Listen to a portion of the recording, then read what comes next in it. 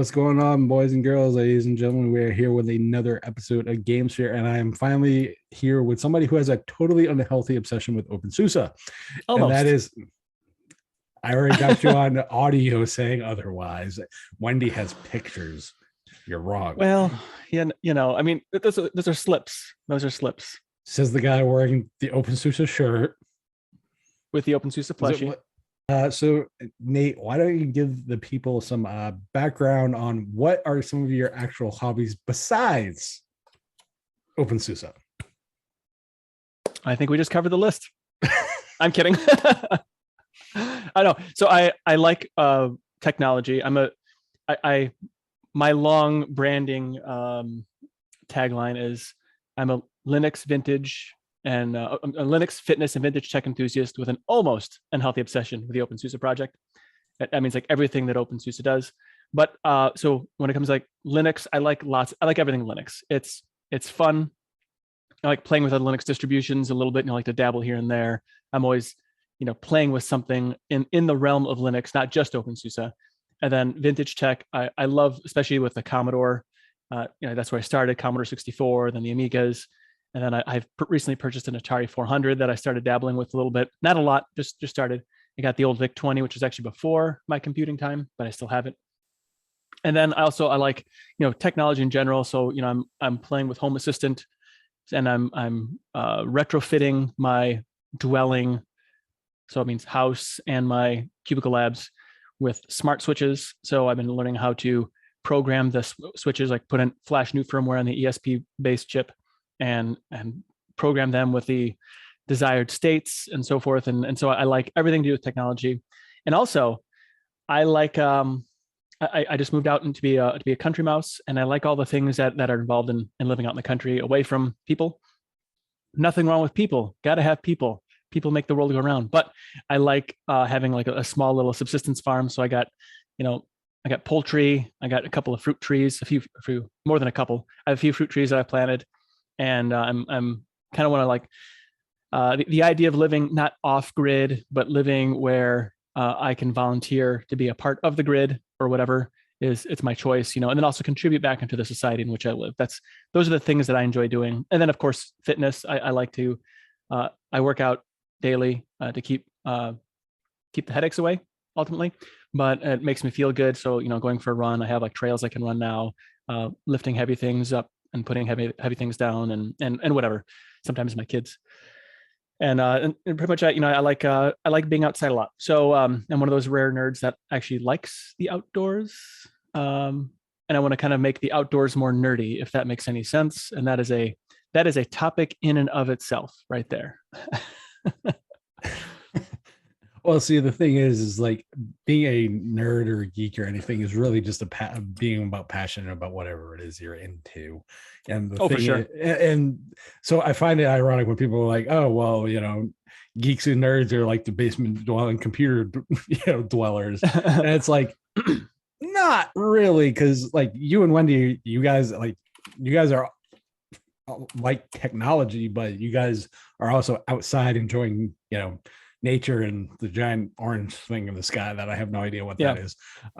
So it's really it really does boil down to just being passionate about what you like to explore in life. It doesn't matter what it is.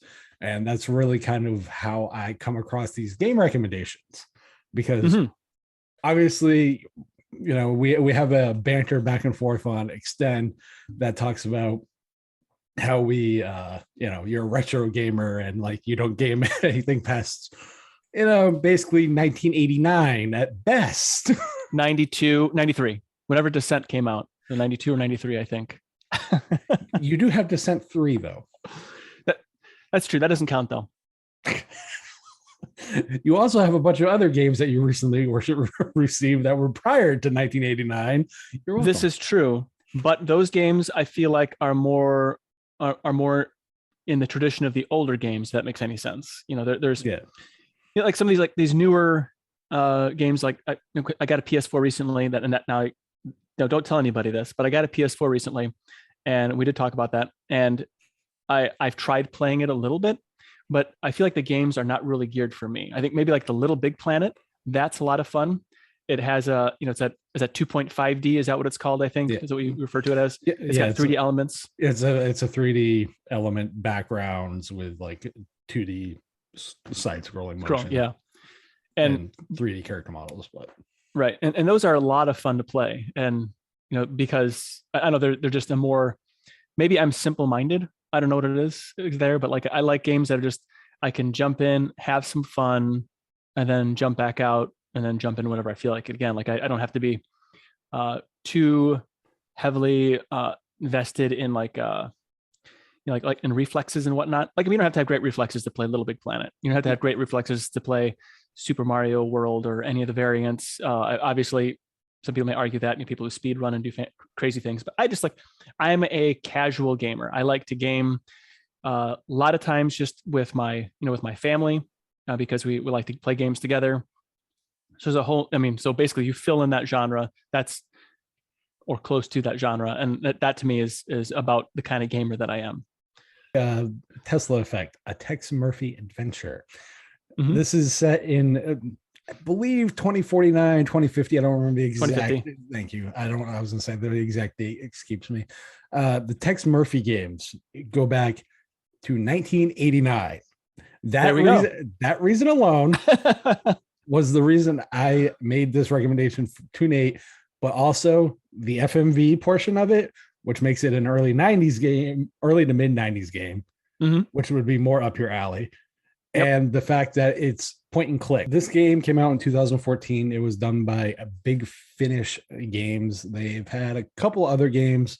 It's basically a reformation of the original studio that made the Tex Murphy games. The original creators and the original actors and all the stuff. So the same guy who was in the FMVs in 1989 is the guy playing Tex Murphy in 2014.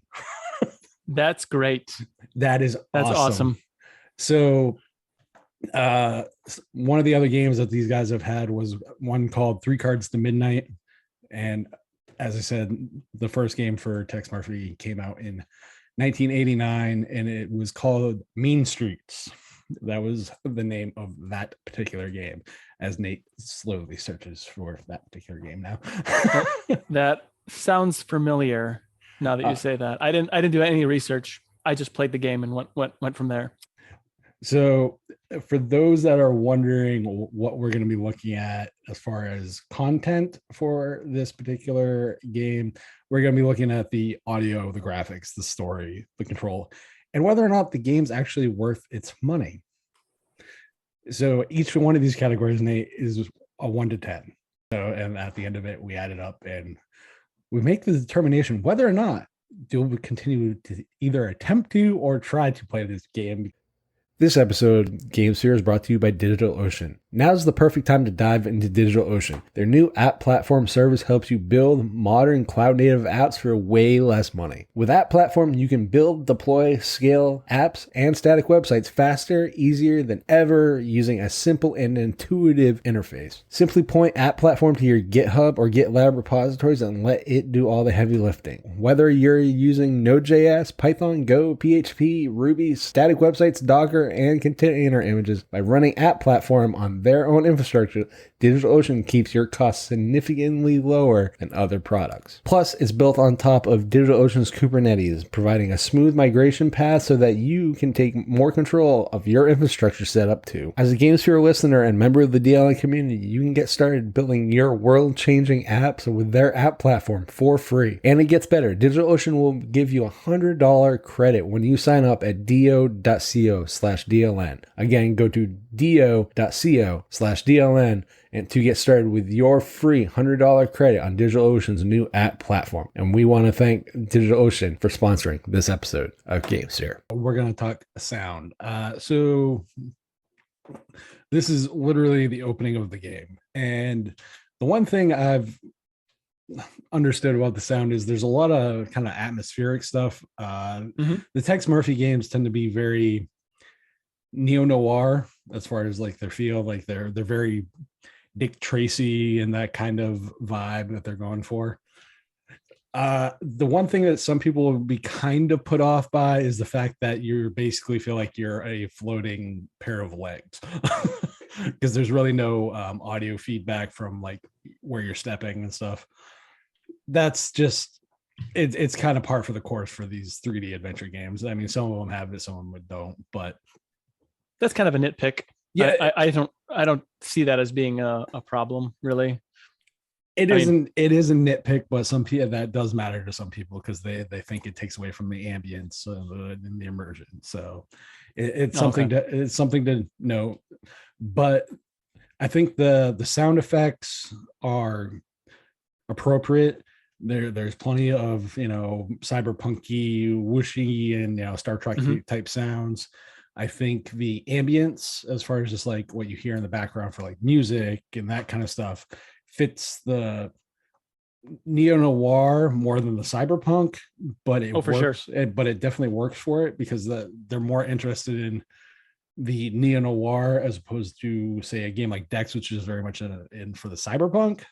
And I think it plays to that strength. It's literally almost like Blade Runner as far in that regard. As far as Blade Runner was more about the investigation and that atmosphere, and the cyberpunk type stuff was more in the background. And that's really what this does, that but with neo noir as opposed to like a PI investigative kind of story or atmosphere. But and the voice acting, I actually like the voice acting. As cheesy as some of this game is, and we'll get into that when we get into like story and gameplay. But overall, I would probably give the sound like a 7 or an 8, just because there are some things that some people won't really care for, like the lack of ambience with the actual player per se in the first person view. But for me, it's not that big of a deal. Just some perspective, like on my end. So here's the things that I really enjoyed about the game. Right, number one, it takes place in 2050. So when it opens up, you see like the flying car thing, which we still don't have those. They didn't have tires that turned under like the DeLorean, but that's all right. I can deal with that. But what I like now, the guy's office, it's such a clashing of the ages. If you look, everything from the rug, that beaded like wrapped rug I remember like growing up with, it looks like it's from the 1970s. The fact the guy has an old record player, but it's like the kind that you crank and you can play whatever song. I can't remember the name of the whatever country music it was. Little cheesy things like when he clicked on the guitar and he says he got some signature on it, but it rubbed off because it's done with dry erase marker. Little things like that, just incredibly funny.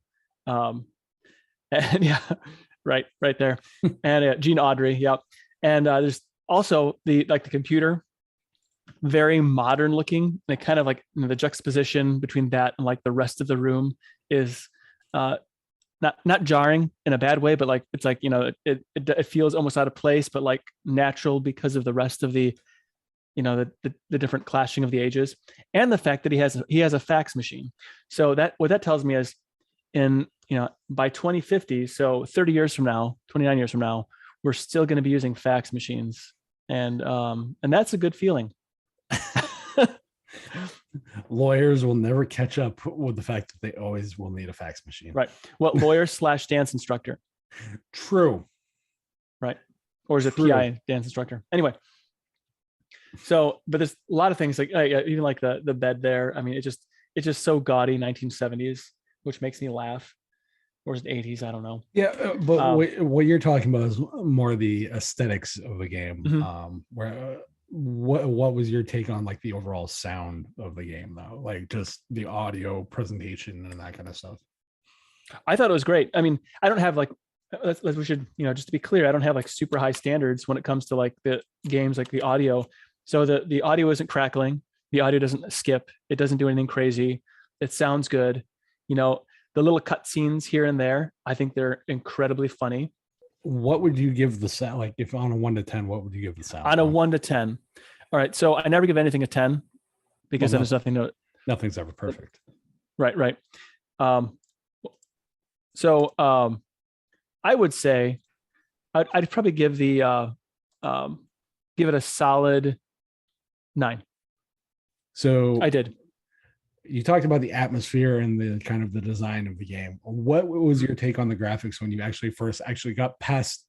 I don't know. The FMVs are an integral part of the game, So what was your take when you first fired up the game with like the FMVs and then getting into the actual 3D exploration of the game? All right, so that's a really hard category for me, and I knew it was going to be an issue because, in my mind, because I'm more of an older gamer, that changes my how I look at games essentially.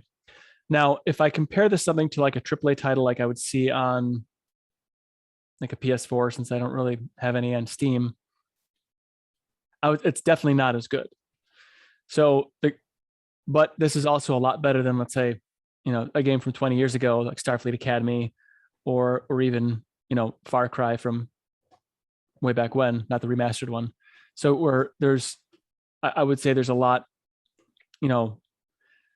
So I'm gonna be generous on this. I'm gonna give it an 8 because the graphics aren't glitchy. The the the environment is immersive enough. I feel like I'm there ish, but in a digital way.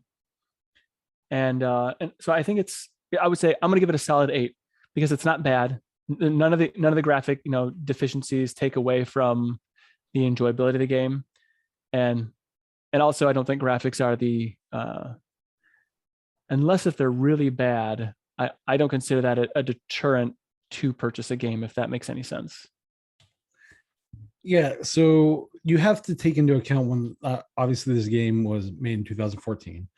Right. You also have to take into account this is I never did mention this, but this was a Kickstarter game. Oh, so I didn't know that.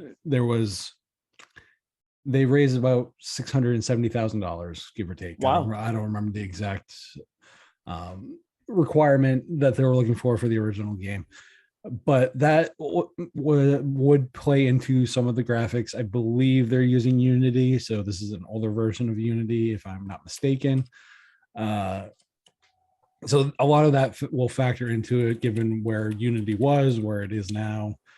It's one of those things where you have to judge it almost based on the time it came out.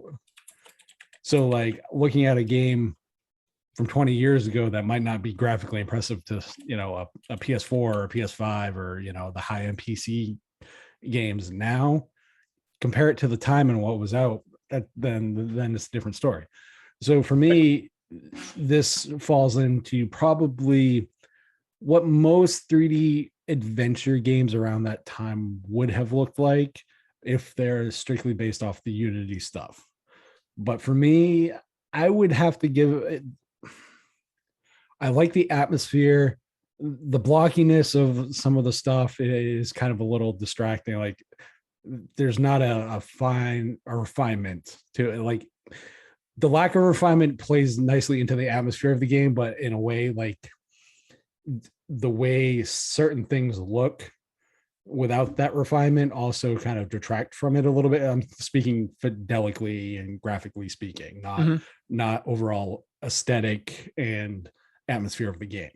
So for me, I'd probably give this like a 7, just because it's not super high end for the time.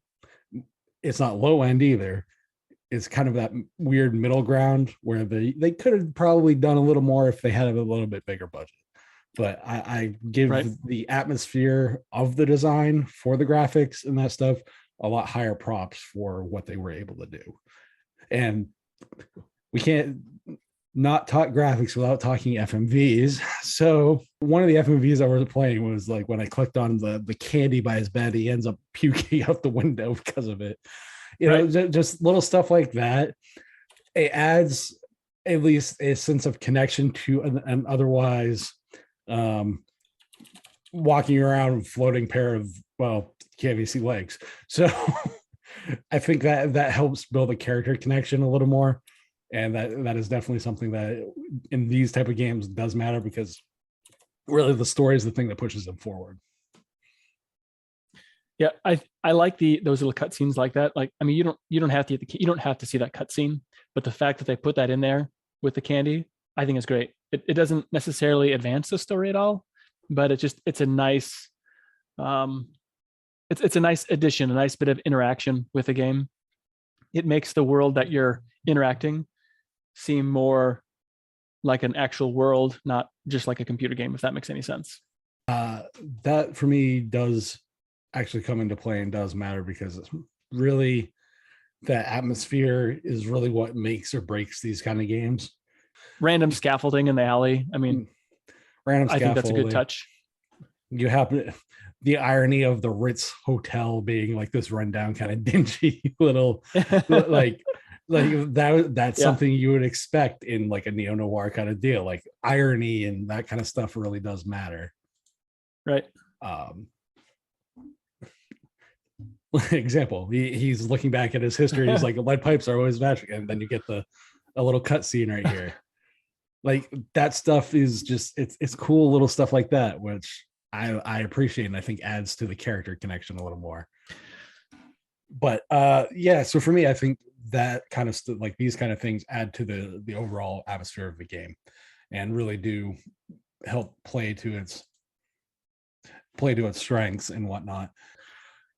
What was your impression of the story? Now this is going to be a little bit hard because you haven't actually played much more than that first hour or two.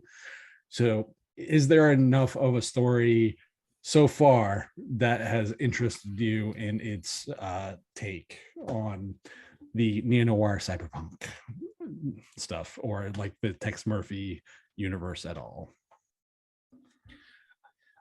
I'm going to go ahead. I'm going to say, is it engaging? Absolutely. Is it my favorite genre? No, it's not. But is the story engaging enough that the genre is just the tapestry of which that it takes place? Yes, it is engaging enough. I will say I do enjoy. There seems to be depth to the story. There seems to be depth to the characters, and because there's enough written in the characters, it's going to stay interesting enough for me to complete it. Will I actually complete the game? That's kind of an unknown, because I often get like 80% through a game and then I see a new shiny. But I will definitely take time and watch. I'll get watch. I will go through this game further, and because it's engaging enough, I enjoy it enough. I mean, that I will go and continue the story. Now, I will say sometimes sci-fi themes are more appealing to me, but not lately as much. I think sci-fi is kind of, as a whole for me, jumped the shark a bit. But sci-fi from like the Star Trek in its golden era, it's like the 90s. I would say I would enjoy those stories more. But this is not Star Trek. This is Tesla Effect, the Tex Murphy Adventure, and I do like this. So I'm going to go ahead and give the story an overall rating of an 8. So it's closer to, we're just past, that halfway of the better half of that. So certain people within our community might argue about whether or not the 90s was a good time for Star Trek. Well, they're wrong, but that's okay. They're allowed to be. And this one's just for you. This one's just for the Star Trek fans. Voyager Threshold. We've talked about story. We've talked about, everything else. What is your take on the actual game controls, though? Like the interaction 10. and the environment? Oh, really? Oh, yeah. I thought it was great because, like I said, for me anyway, because I'm not like these, so many games have these different controls and it takes me a while to get into the controls. And I don't enjoy having to like read up, like if I put a game down and then I come back to it, I don't want to have to reference a cheat sheet to get to the controls. If that makes any sense. Like I don't have to like relearn the controls. This one, the controls are so simple because of the whole right click interface and everything is right there, and how you do things, because the tutorial was really well done, that it's very easy just to hop right back into it. And that's, so as much as I'm trying to think what the game is. It's on the Switch. It's one of the Kirby Adventure movie games. Mm-hmm. I have to reference how to do the super moves every time I play, and thankfully I have sync thing, so I can very, very easily get to it, on any device, because I have a little folder with those particular moves for whichever character it's called. I can't remember. Dark Meta Knight, I think, is my favorite. It's a harder game for me to hop back into because I have to relearn the controls and it takes me a while. This game, I can hop right back into controls. Controls are simple. They're intuitive. They just kind of make sense. You use the WASD, arrow keys to move around, use the mouse to interact with the environment, like many other games. So it's very simple. I love the controls. I give it a solid 10. To me, what matters is the interaction with the environment. And like you mentioned, the WSAD right click interface definitely helps it. And what makes it even better is the fact that all that stuff is right there in the interface when you right click. And that matters more, I think, for accessibility and making it far better for people to actually be able to, more people to actually be able to play the game. And that to me is probably the biggest thing you can ever ask for in a game. At the end of the day, you want more people to be able to play your game more than anything else. Right. You don't want the controls to be a stumbling block or a difficulty in actually playing the game. Yeah. And that to me, I think matters far more. So I'm with you. I'm not going to give it a 10 because the move, I'm not saying the movement feels stiff, but it does feel a little more rough, I guess is probably the best way to say it, as far as like the turning animations and all that stuff. In fairness, you are correct, but I do really like sorry, watching the FMV. Yeah. I think the acting is great in it. And I do like the choose your own adventure aspect of it too. I don't know how, because I haven't played far enough to know, but I don't know how it affects like the story. Like if there's accumulation of effect by making poor decisions or the decisions you make, or if it's just little deviations off of a yeah. I haven't played enough of this like you, so I honestly couldn't tell you. But if this affects the end of the game or the approach that you take with, people remembering all this stuff, kind of like the game I did with Michael for Telltale, The Wolf Among Us, I would be really curious to see that actually happen. So for me, though, I'm going to probably give the controls a 9, though, just because of that little bit of rough animation feeling when you actually do some walking. Okay. Overall. But I am really do believe that the WSAD right click, left click, casual gamer, interface that they offer is very, very welcome and not actually brought up enough in gaming, unfortunately, because accessibility has become a bigger point of contention for games. And depending on how you want to look at it, that's for some people are not about that. All matter of preference. There's plenty of games that will fit your preference model for the most part. Sure. Not every game has to be for everyone. Novel idea. I know, that's a weird one, isn't it? So with that, though, we want to get into the last thing, and that is value. This game generically goes for $19.99 on Steam. Nate, you played this on, OpenSUSE, obviously. That's the joke. OpenSUSE Tumbleweed, yes. So you played this on a rolling distro, for those that are wondering, with Plasma, no less. Right. With Plasma. But as far as the overall value, would you consider this a worthwhile $20 purchase at that price? So for $20, it's a little bit more spendy than what I normally pay, because I'm a bargain shopper. But let's go ahead and wind it back just a little bit and say, like, how much, like, if you play a game and you do it for entertainment, anything entertainment that you do. So let's go to a restaurant, go to a movie, rent a movie, whatever, buy a movie. There's a certain cash investment that's required in doing that. So $20 for a cash investment that is going to be numerous hours of entertainment. So then if you break it down, I could see probably a good 5-6 hours at least from me on this game, probably maybe more in the end. So if you take that, if you break that down, and we're talking, a couple bucks an hour, maybe, of entertainment, is that worth it?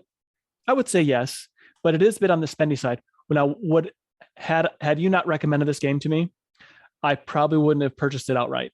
but because you recommended it to me, I would purchase it, I guess, because you have good game recommendations.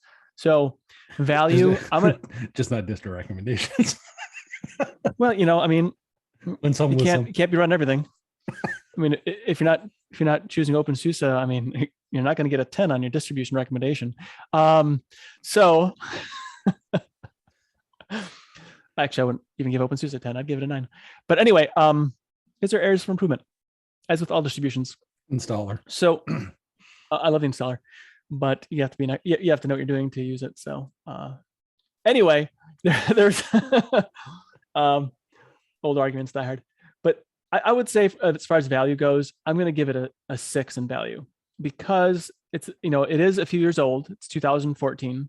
So $20 even after all this time, and there isn't anything physical with it. Like if I had like physical media and $20, I'd be good with that. If I had something a little bit more than just the digital copy of it, I'd be good with it. But because it's $20 and it's all ones and zeros sitting on my SSD, and then, even if Valve went away, I would still have it, I guess, from my understanding of how their licensing works. So I guess, I'm fine with it because of the way Valve manages all that. But yeah, I'm gonna give it a 6 on value. Okay, I think because I'm like you, I tend to be much more frugal about where I spend. Like if I'm gonna drop like a full, say, $60 on a game, I'm not saying I'm going to. I'm just saying I'm gonna make sure like I'm gonna get $60 worth of enjoyment out of that game.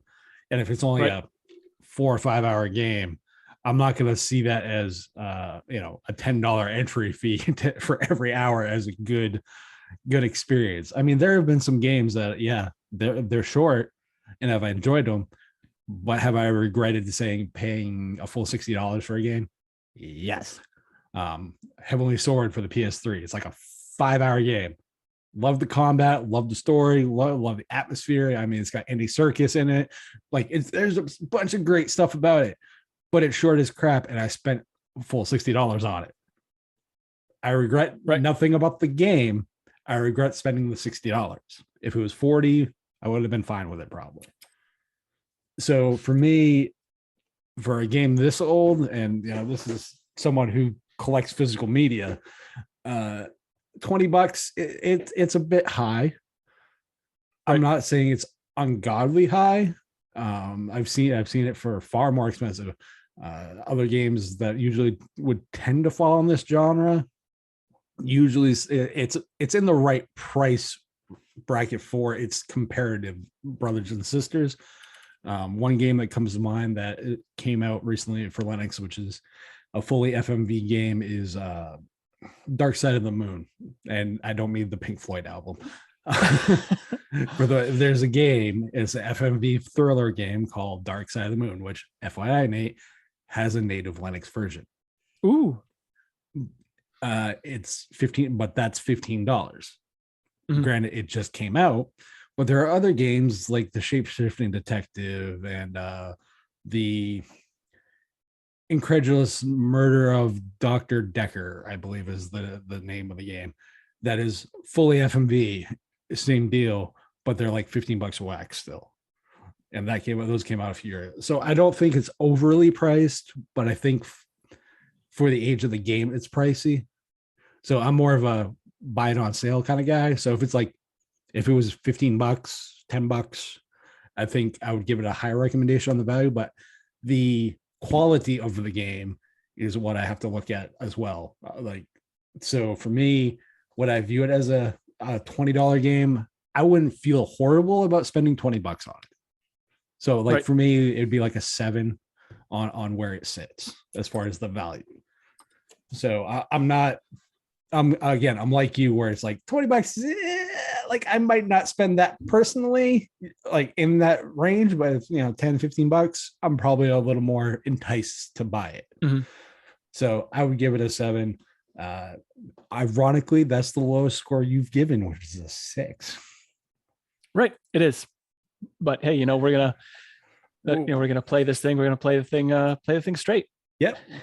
This episode of GameSir is brought to you by Bitwarden. One thing we can do to protect ourselves is having a unique password for every online account we have. I've been using Bitwarden for a while now to do just that. And not only helps me keep track of my many passwords I now have, it includes a random password generator. And you can set the length of special characters and so much more. Better yet, it's 100% open source, receives third-party security auditing, and you can get started for free by going to bitwarden.com/DLN. Want some of their premium features like 1 gigabyte of file storage, vault health reports, or just to support the project? It starts at only $10 a year. Jump over to bitwarden.com/DLN to get started with your free account now. And again, for me, that's the biggest thing is these game recommendations are meant to expand people's horizons into gaming and kind of build their gaming ecosystem, shall we say? Because like you said, this is not a game you would have picked. Well, I didn't even know about the original, so for what that's worth. So someone tells me now Nate's gonna look back at the originals. there is a strong to almost assured likelihood that I will be checking out the original game. Shock, surprise. It's almost like the entire reason I picked this was based on the fact you're a retro gamer. Yeah. Generically a retro gamer. You do have modern stuff, but generically your bread and butter for when you do play video games for you personally is more the older stuff. It's typically if I'm in a game, like if I'm gonna carve out some time to game and it's not with my kids, which doesn't happen very often, but if I am, very likely it's running on a nearly 40-year-old system or the remake of that nearly 40-year-old system called the 64. So the C64, I should say. But yeah, so there's that. And by the way, I have paid, I think when I bought Petsky Robots from the 8-Bit guy, and I got a box copy of it with an adapter to plug in a Super Nintendo controller into it. And so I spent more than $20 on that, but I felt good about it because I got a box copy, I got a floppy in there, and I got a little thingy to plug into the computer. So there's that too, as far as there is something to be said about buying physical versus digital. Example, sure. like my Switch games. I have imported more games lately because they're available physically in, say, Europe or Asia or whatever, but they have like English subtitles or English gameplay, whatever. There's something to be said about owning it physically. Yeah. Well, I like holding something. I see all your things. People want to know off camera that way. People want to know why I collect that stuff. It's because there's something physical to it. It doesn't feel limited to a service like when the PS3 and Vita were being announced. So like, oh, we're shutting down the online. You can't download anything anymore. There go all my digital games. Awesome. Right. Like that is a real concern. Now, granted, Valve has been very good about when games get delisted that you still have access to them. So I will give Valve tons of credit because I have like Transformers War for Cybertron, which can't buy digitally anymore, but I can download it on my Steam collection every time. Yeah, and that's awesome. But I missed out on that one. So that wraps up every category.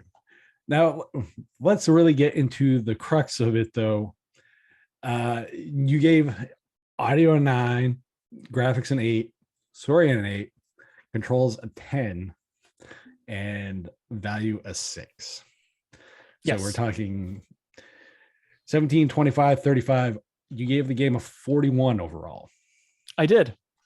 And for those that want the traditional, 100-point scale, just multiply it by 2. That's the whole point of the system. You can make this system fit whatever scale you want. Yeah, it works. So an 82%. It's a B minus. It's an 82. So that's a 8.2 for your 10-point scale. It's an 82 for your 100-point scale. That's a little over 4 stars if you want to go to the 4 to 5 star route. Right. There's plenty of ways to translate this to your preferred system. That's why I do the 50-point scale. So CubicleNate gives it 4 out of 5 stars, Yeah. or 4.2 out of 5 stars. Yeah, exactly. So for me, I would generically put it in that same route. I'm not gonna give a final score because I'm more of I have to finish a game in order to actually give a score. Like I'm first impression is around what yours very much is though, as far as how I view the game. It might be a little lower, obviously, because I'm a little more nitpicky on certain things, like the sound being a 7 as opposed to an 8, that kind of stuff. But right, overall, we're basically in the same neighborhood for stuff. yeah, it is by no means a bad game at all. It's a very engaging game. It has lots of play value. It has great cutscenes or full motion video, whatever you call them. It has a lot of really great things going for it. For me, the only thing that was hard for me was the $20 purchase. Really not a huge deal. $20, not a huge deal. But for me, I wouldn't impulse buy it because it's outside of my impulse buy threshold. Mhm. But I'm also super cheap. So I mean, when I drop a penny, it usually hits me on the back of my head because I'm bending down so quickly to pick it back up. So there is that. So with that said, the question is, are you going to continue playing it? And you kind of already answered this a little bit earlier. Yeah, I'm absolutely going to continue playing it. I laughed so hard playing the game that it's just too much fun to not continue to play. That's what it boils down to. Yeah, and for me, like, is this a game that I'll continue to play? Well, I'm a Cyberpunk fan, so that should answer your question right there. There you go. Yeah, yes, I will continue to play this. It's not going to be at like the forefront of like gotta play it. But if I'm in the mood for a story, like solely story focused game, because really that's what these are. Like the whole main purpose is like a atmosphere and story. That is these games' purpose. This would definitely be on that really high on that list to go and play. So I am definitely in the same boat you are as far as that. Awesome. So you have basically a 7.5 for me, an 8.1 or 8.2 for Nate, or an 82, whatever category you want to put that in, a 42, sorry. Or B minus. 41 for Nate. This is definitely a fun game. Yep, I can tell there was a lot of love and effort that was actually put into it for the fans of this series of games. And I can totally appreciate people who do and show a passion for the projects they're a part of. And it shows in this game. Despite little nitpicks and stuff I might have, overall, it's really a good game to go and play if you're a Cyberpunk or you want like a neo-noir vibe to a game. Or just a good adventure game. Actually, it's a good adventure game. It is. It's a good exploration adventure game. It is very much a explore your environment kind of game, which is hard to find really now, like good ones nowadays. I've noticed. So there you guys go. There's another game recommendation. I just expanded Nate's such an enabler. Totally. I own that label like there's no tomorrow. Yep, but you sure do. So we will catch you guys on the next episode, and thanks for tuning in.